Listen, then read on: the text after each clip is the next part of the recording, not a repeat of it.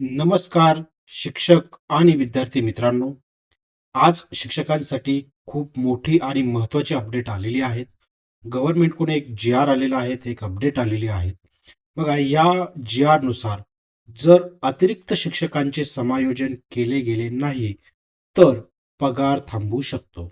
बरोबर विद्यार्थी मित्रांनो, आपण या जी-आरच्या माध्यमातून बघणार आहोत की काय आहे ही नेमकी बातमी, काय आहे हे नेमके अपडेट्स काय आलेले आहेत ते आपण बघूया. बघा महाराष्ट्र शासनाच्या शिक्षण संचालकांनी 18 मार्च 2026 रोजी एक महत्वाचा आदेश जारी केला गेला आहे. या आदेशानुसार राज्यातील अनेक शाळांमध्ये विद्यार्थ्यांची संख्या ही कमी दिसून आलेली आहे आणि शिक्षक अतिरिक्त झालेले आहेत असं आढळलेलं आहे. सुमारे 1600 शाळांमध्ये ही समस्या आढळलेली आहे. ठीक आहे. तर सरकारने असं स्पष्ट केलं आहे की जे अतिरिक्त शिक्षक आहेत त्यांचे तातडीने समायोजन करावे व जिथे शिक्षक कमी आहेत तिथे त्यांना पाठवावे.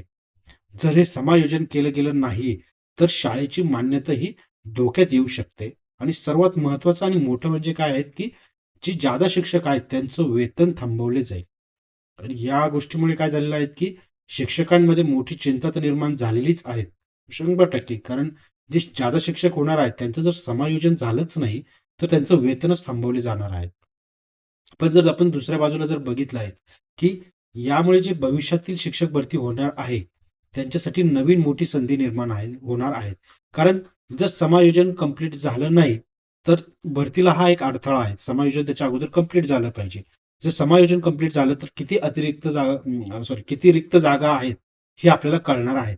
त्याच्यामुळे समायोजन हे लवकरात लवकर करणं गरजेचं आहे. त्याच्यामुळे जी भविष्यातील शिक्षक भरती होणार आहेत त्याच्यासाठी मोठी संधी निर्माण होणार आहे. बरोबर आहे.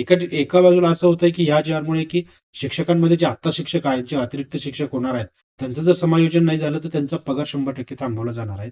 त्याच्यामुळे शिक्षकांमध्ये मोठी चिंता ही निर्माण झालेली आहे. ते तर आहे. पण दुसऱ्या बाजूला काय होणार आहे, जर समायोजन कंप्लीट झालं तर भविष्यातील शिक्षक भरतीसाठी संधी निर्माण होणार आहे. चला आपण या जी-आर मध्ये नेमकं काय दिलेलं आहे, कसं दिलेलं आहे आणि कधी त्याचा परिणाम होणार आहे ते सगळं बघूया.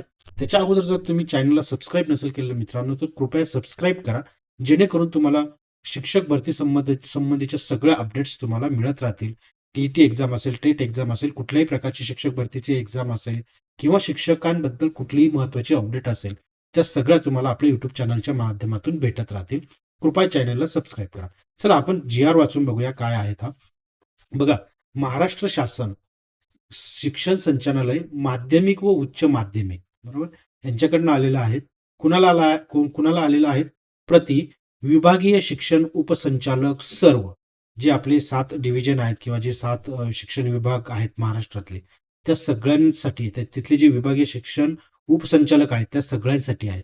नंतर कोणासाठी आहे तर शिक्षण अधिकारी माध्यमिक प्राथमिक जिल्हा परिषद सर्व शिक्षक शिक्षण निरीक्षक पश्चिम दक्षिण उत्तर बृहन्मुंबई म्हणजे सगळ्या महाराष्ट्रातल्या सगळ्या शाळांसाठी ही नोटीस आलेली आहेत. हा जी-आर लागू होत आहे. ठीक आहे. त्याचा विषय बघूया आपण काय आहेत. विषय म्हटलेला आहे त्यांनी अतिरिक्त शिक्षक व शिक्षकेतर यांच्या समायोजनाबाबत. ठीक आहे. बघा सन 2025-26 संच मान्यता कामकाज शिक्षण अधिकारी गट शिक्षण अधिकारी केंद्र प्रमुख व शाळा स्तर यांच्या लॉग इनला विद्यार्थी कार्यरत पदे माध्यम कोणतं आहे ते अनुदान प्रकार कोणता आहे तो वर्ग शाखा इत्यादी नमूद नसणे या कारणांमुळे संच मान्यता झालेल्या नसल्याचे दिसून येते. म्हणजे बघा मी मागच्या एका व्हिडिओमध्ये आपल्याला सांगितलं होतं की हे सगळं काही जे आहे ते सगळं त्या शाळांच्या किंवा जे शिक्षण अधिकारी असतील गट शिक्षण अधिकारी असतील केंद्र प्रमुख असतील आणि जे शाळा असतील जे मुख्याध्यापक असतात त्यांचे स्पेशल लॉग इन असतात आणि त्या लॉग इनला हे सगळ्या गोष्टी आता दिसत नाहीये आणि याच्यामुळे संच मान्यता झालेल्या दिसत नाहीये अजूनही. पण मागे शासनाने जी-आर काढलेला होता की हे संच मान्यता लवकरात लवकर कंप्लीट करा, यांचं समायोजन हे लवकरात लवकर कंप्लीट करा. परंतु अजूनही असं दिसून येत नाहीये. त्याच्यामुळे काय होतंय की आपली जी शिक्षकांची भरती आहेत नवीन ती थोडीशी डिले होताना दिसत आहेत. ठीक आहे. विविध स्तरांवर अशा 1600 शाळा बघा किती शाळा आहेत तर 1600 शाळा प्रलंबित असल्याचे दिसून येते. आपण आज सूचना देण्यात येते की म्हणजे या सर्वांना सूचना देण्यात येते की सन 2025-26च्या संच मान्यताप्रमाणे तातडीने समायोजनाच्या शासन निर्णयाप्रमाणे समायोजन करण्यात यावे.